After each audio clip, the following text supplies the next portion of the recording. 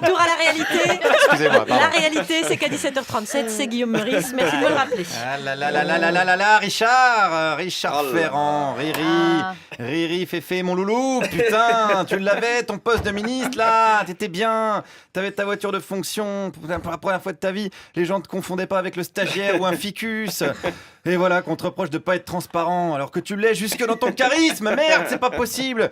Qu'est-ce qu'ils nous font chier, ces journalistes, à faire leur boulot, là, gna gna gna, il favorise sa femme, gna gna gna, il embauche son fils, gna gna gna, il bosse pour une mutuelle, il fait des lois pour les mutuelles, jaloux, aigri, regardez la Vanounacker, elle jubile, hein, avec sa corporation, ça a trouté le Krief, reviens. Ils sont devenus fous, putain. Heureusement que je suis là pour défendre mon Richard. Enfin, je suis pas le seul quand même, je suis allé à un rassemblement hier soir des militants d'En Marche pour les législatives et j'ai interrogé ces militants sur ce qu'on appelle désormais l'affaire Ferrand. Écoutez, Richard Ferrand, on n'a rien à lui reprocher juridiquement. Ouais. Après, c'est à lui de voir... Ouais, on est un peu emmerdé là. Non, mais c'est vrai qu'au moment... Non, par rapport aux 20 ans passés, ce n'est rien. On peut avoir pris sa femme comme... On est emmerdé. On est emmerdé. On est emmerdé, hein, on va pas se mentir, hein, quand on se fait passer pour monsieur propre, on est emmerdé, je dirais au sens premier du terme. Bon, c'est pas grave, je suis allé voir un autre militant. Je ne pense pas qu'il ait fait des choses malhonnêtes. C'est un petit montage financier, quoi.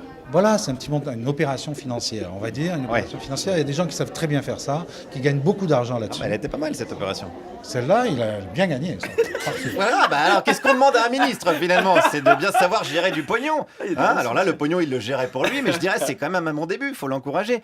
Si vous voulez des conseils pour un placement financier, vous demandez à Bernard Tapie ou à un clochard? Bon, ben voilà, là c'est pareil. Et puis Je crois que même du point de vue de la philosophie de ce que j'ai compris de Macron, Oula, ce que alors, j'ai beaucoup dites-moi. apprécié, eh ben, c'est très bien de s'enrichir. Et ben voilà, hein, on peut pas dire il faut plus de gens qui rêvent d'être milliardaires et puis au moindre mec qui commence à mettre en pratique, hurler à la mort comme Mélanie Bauer devant une compile de Cali, voilà. Bon, Oui, quoi, c'était Cali, DVD. le problème, c'était pas Éric Oui. Cantona. Ou un DVD des meilleurs buts d'Éric Cantona, vous on l'embrasse, choisissez. Cali, on l'aime. Mais oui, on vous aime, Bien Cali. sûr Bah oui, qu'on les nous aussi, on embrasse. l'aime. Bon, après, je reconnais sur l'affaire Ferrand, on est quand même un peu gêné, quoi. Moi aussi, je suis gêné par ça, mais en même temps, franchement, je trouve que c'est à la justice de faire le travail, oui, j'ai ce genre de position. Ah oui, c'est les éléments de langage là. Non mais, écoutez, là, c'est vraiment de la politique. On est le 31 mai, peut-être qu'on n'en parlera plus le 3 mai. Alors oui, là je sais pas s'il parle du 3 mai 2018 du coup, ou alors c'est un petit peu le Marty McFly de l'actu. Mais c'est vrai que ça nous rappelle une autre histoire qui date d'il y a pas si longtemps avec une certaine Pénélope. Alors parlons attaché parlementaire, parlons du fils de Richard.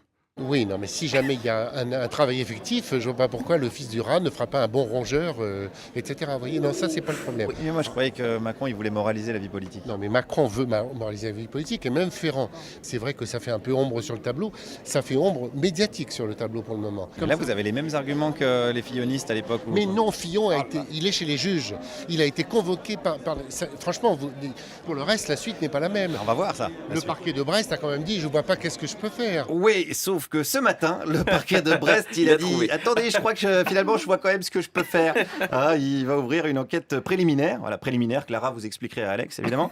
Alors moi, non, parce que j'ai pas le temps de tout faire dans cette émission non plus, je continue avec ce même militant de plus en plus agacé. Je préférais que ça n'existe pas. Si c'est ça que vous me demandez, c'est évident. Ah bah oui, mais là, ça existe.